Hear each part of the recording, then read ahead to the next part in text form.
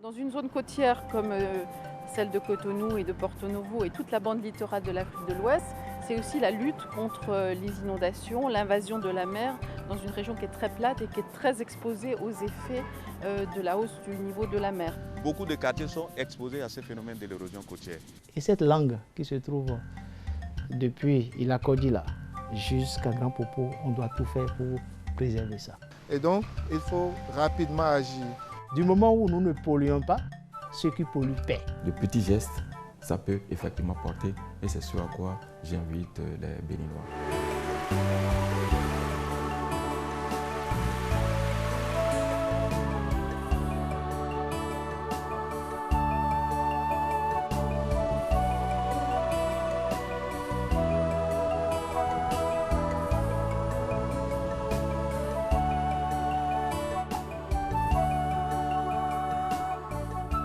Le réchauffement climatique est dû aux émissions de gaz à effet de serre dans l'atmosphère.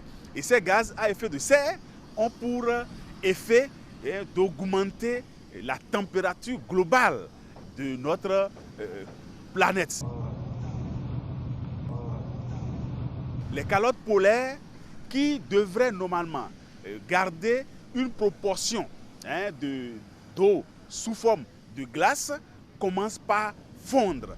Et cette fusion des calottes polaires engendre une augmentation de l'eau sous phase liquide dans l'océan. Donc la mer est obligée d'avancer, puisque son volume gonfle, d'avancer vers le continent en récupérant donc du sol qui normalement devrait rester, disons, sur ce que nous appelons les terres émergées.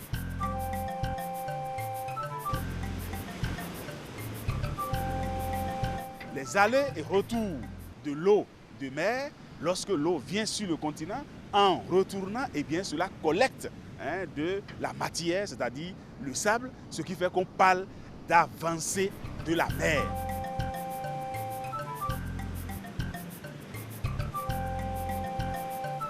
Il y a deux niveaux de déterminants qui expliquent le phénomène de l'érosion côtière. Il y a d'abord les activités humaines liées par exemple à l'installation du port de Togo, de Cotonou et les constructions des ouvrages tels que les barrages d'Akosombo et de Nangbeto, qui sont des éléments qui contribuent énormément au phénomène de l'érosion côtière.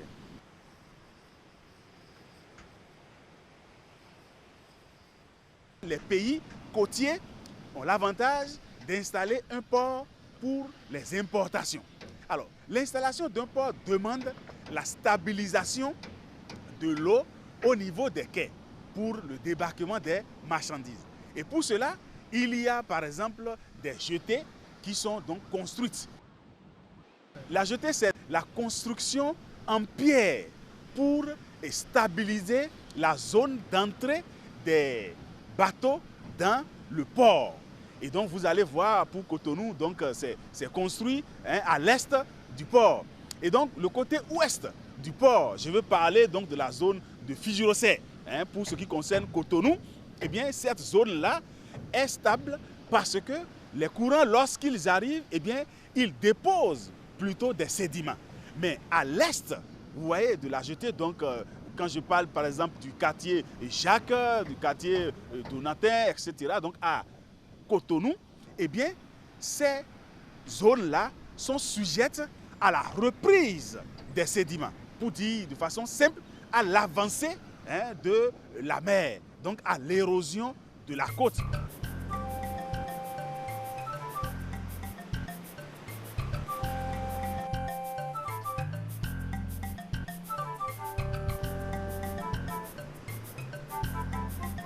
Actuellement, nous assistons à une érosion terrible et les études que nous faisons, c'est-à-dire l'Institut de recherche halieutique au Océanique du Bénin depuis 2011, a montré que par an, nous perdons près de 4 mètres à 5 mètres. Le Grand Popo, il a conduit d'environ 23 km. Et que si nous assistons à ce phénomène, à cette allure, c'est que nous allons perdre cette partie et automatiquement, nous perdons une côte de 23 km et en même temps, dans le Togo vient voir sa côte comment allongée.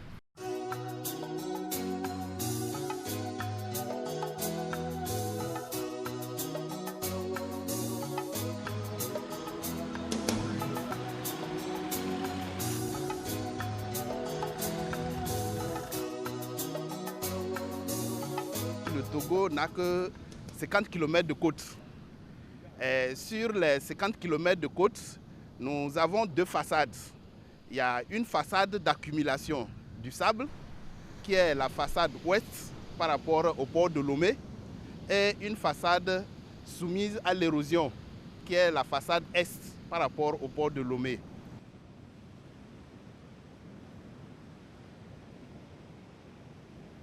Dans la façade soumise à l'érosion, côté est, nous assistons à une violente érosion avec des vitesses beaucoup plus considérables ces derniers temps.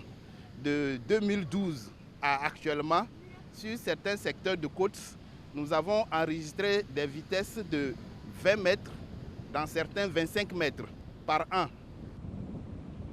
Les conséquences directes les plus manifestes sont les destructions des habitats des populations. Les maisons riveraines à la côte, tout ça là, c'est détruit chaque année. Et aussi, nous avons enregistré la destruction de 2 routes côtières, donc la route Lomé à Neho.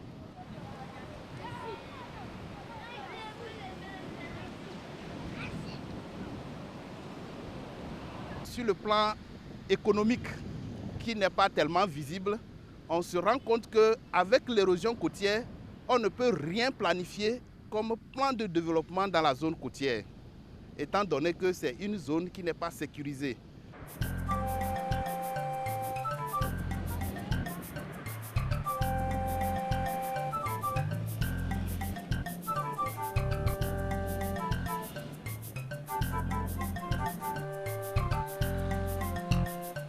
Dans notre secteur soumis à l'érosion, nous avons enregistré l'exhumation d'une formation géologique qu'on appelle le Bichi Rock. Donc ce Bichi Rock se dresse perpendiculairement à la côte togolaise. Et ce qui fait qu'avec la hauteur de 2 à 3 mètres au-dessus de la mer, c'est vraiment difficile aux piroguiers de pouvoir traverser ce bloc de roches-là et aller à la mer pratiquer la pêche. Et la deuxième conséquence, c'est difficile aux pêcheurs de faire la pêche à la Seine, c'est-à-dire tirer le filet de bord de mer. Donc ceci occasionne une paupérisation des communautés riveraines à la côte.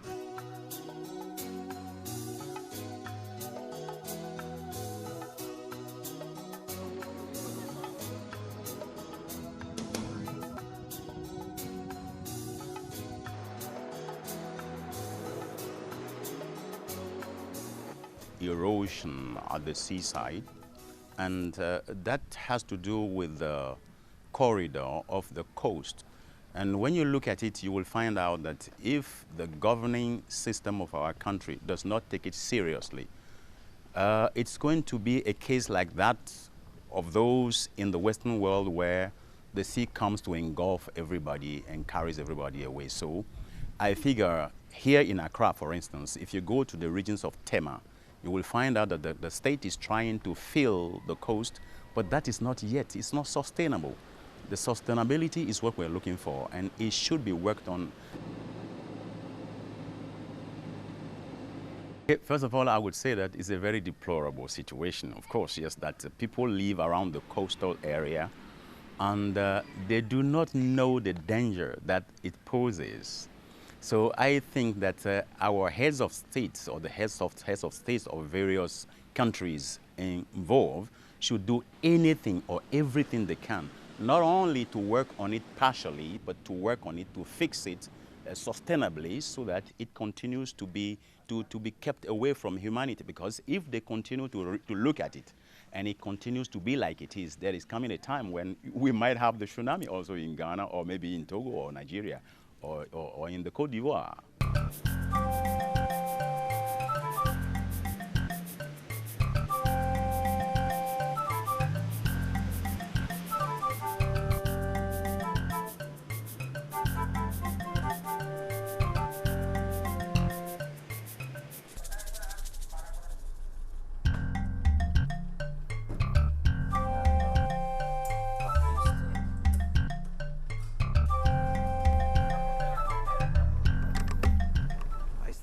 working in the ship about 25 years ago, and observe in the last 20 years there is a fast change in climate in Atlantic Ocean and in the sea. Before we have right the season, we have spring, we have summertime, we have winter time. Now the meteo condition change a lot. I think the reason of all this meteo change is due to the pollution, but we cannot stop this pollution. There is a lot of country growing up, like African country, India, China, growing up, and for growing up you burn a lot of energy. And today most of energy still coming from the petroleum, okay, is a big pollution into air. For this meteo change always there is in the past century, but in the past century is divided by century and century of years. Now in 20 years, in 10 years change everything. And this is a big alarm for the government of the world to reduce this, I think.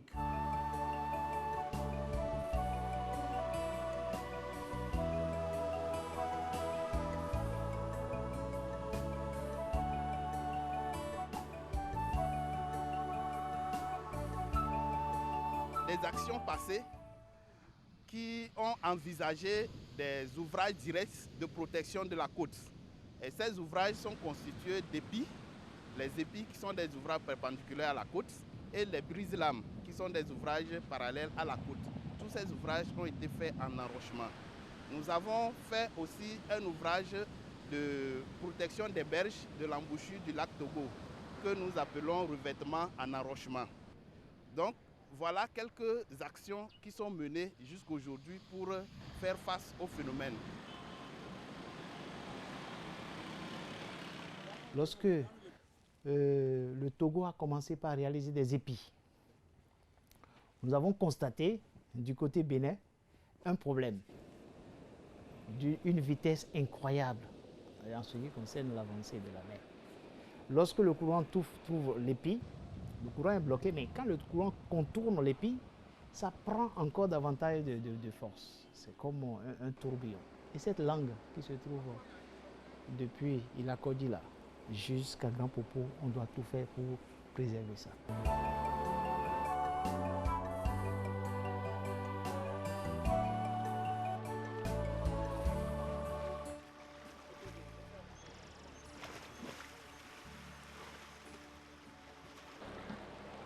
Il y a des gens qui sont aquatiques et ils vivent uniquement de la mer et de la lagune.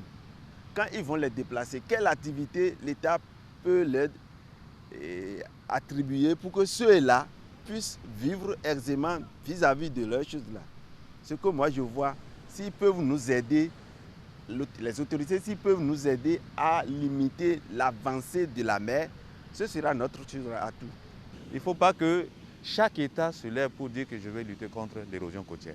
Ça, je pense à mon avis, nous sommes en train de se tromper énormément en menant cette action individuellement. Je crois qu'il faut se mettre ensemble et conjuguer, c'est-à-dire que mettre nos efforts ensemble pour qu'on puisse lutter efficacement contre ce phénomène.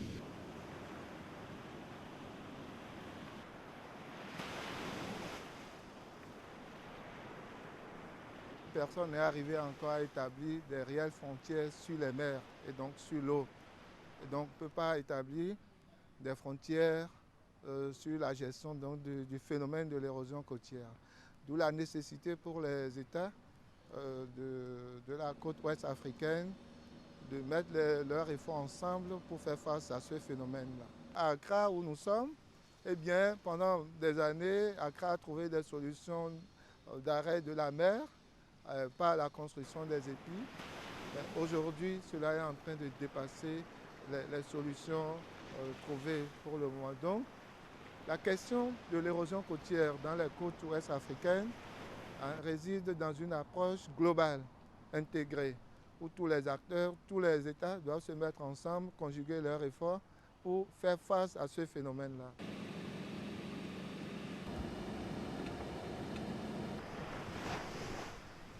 Si on dit que c'est un problème de moyens, je m'inscris en faux.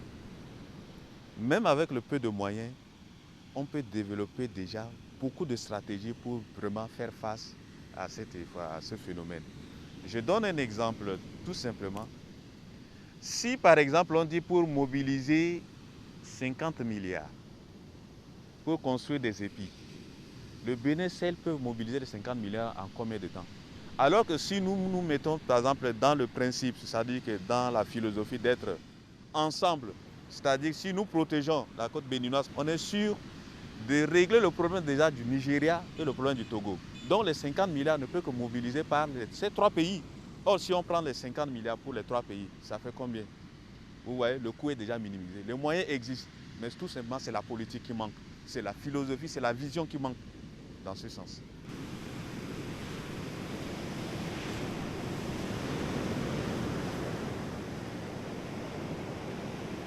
La question des épis n'est pas la seule solution à la lutte contre l'érosion côtière. Nous avons eu le temps de détruire un peu nos plages. Nous n'avons plus les palétuviers, on n'a plus des arbres au bord de la mer. Et je pense que c'est autant de solutions qui peuvent contribuer à ralentir l'avancée de la mer et qui bouffent nos maisons, qui bouffent nos routes, qui bouffent nos ressources et qui fait perdre des villages. La disparition de certains nombres de villages déjà, il a dit, est un constat. Et quand vous voyez, la mer est déjà à moins de 10 mètres à Accra, hein, à moins de 10 mètres des routes inter-États d'Accra. Et donc, il faut rapidement agir. À Accra, nous avons observé qu'il y a des efforts certains qui sont déployés, mais qui ne sont pas à la hauteur du drame que constitue le phénomène de l'érosion côtière. Au Togo, malgré que la ligne côtière soit de très courte longueur, on n'est pas loin des difficultés observées au Bénin. En effet, de Craquet à Grand Popo en passant par Fidjrosset, l'avancée de la mer est palpable au Bénin. Les scientifiques prédisent même la disparition de certains quartiers côtiers si rien n'est fait pour arrêter le phénomène d'ici quelques années. Au demeurant, le phénomène du réchauffement climatique ne laisse personne indifférent aujourd'hui.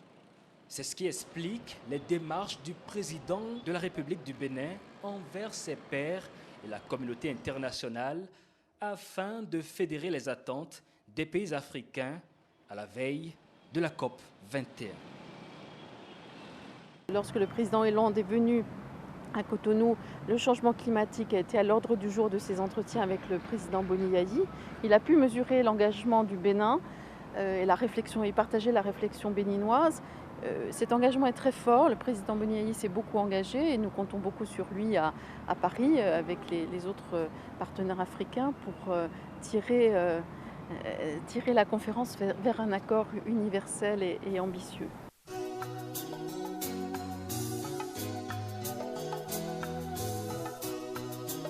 Au Bénin, nous avons fait notre contribution d'y arriver. Il y a 5 pays africains qui ont déjà contribué, dont le Bénin. Et pour vous dire que nous prenons au sérieux cette question. Il nous faut, au cours des 15 années à venir, environ 30 milliards de dollars. Vous voyez, à peu près 2 milliards de dollars par an. Imaginez-vous, parce que si vous allez au Bénin, c'est la sécheresse, la partie septentrionale de notre pays, il ne pleut pas, c'est la sécheresse. Nous faisons partie de ce carré de pays qui est exportateur de producteurs et exportateur de coton. Eh bien, la pollution chute, et toutes nos productions chutent. L'érosion côtière est un défi. Les maisons tombent, les ponts tombent, les routes sont détruites. Alors, vous voyez, je suis venu dire au président, franchement, qu'il a l'appui de tout un continent et remercier également les autres puissances et les appeler vraiment, de lancer une espèce de SOS pour que la conférence de Paris soit véritablement un succès.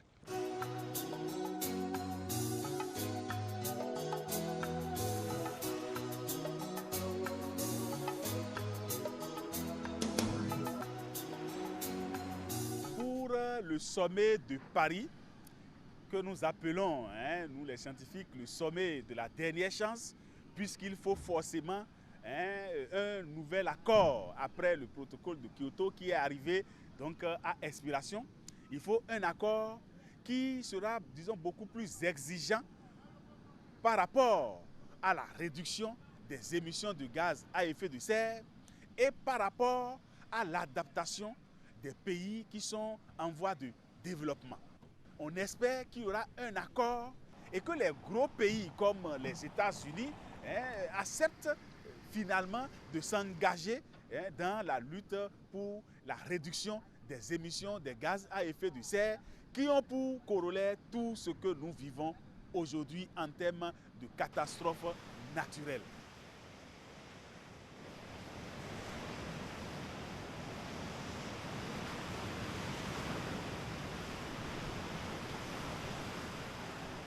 L'enjeu au niveau international, c'est quoi? C'est de maintenir l'émission des gaz à effet de serre à un niveau acceptable pour que le climat, en s'élevant, ne dépasse pas 2 degrés. Si on va au-delà de 2 degrés, ça veut dire qu'on va vivre des situations très catastrophiques. De petits gestes, ça peut effectivement porter, et c'est ce à quoi j'invite les Béninois. Ensemble, sauvons la planète. Nous avons tous intérêt à prendre conscience du phénomène de réchauffement climatique. Il y va de l'intérêt de tous.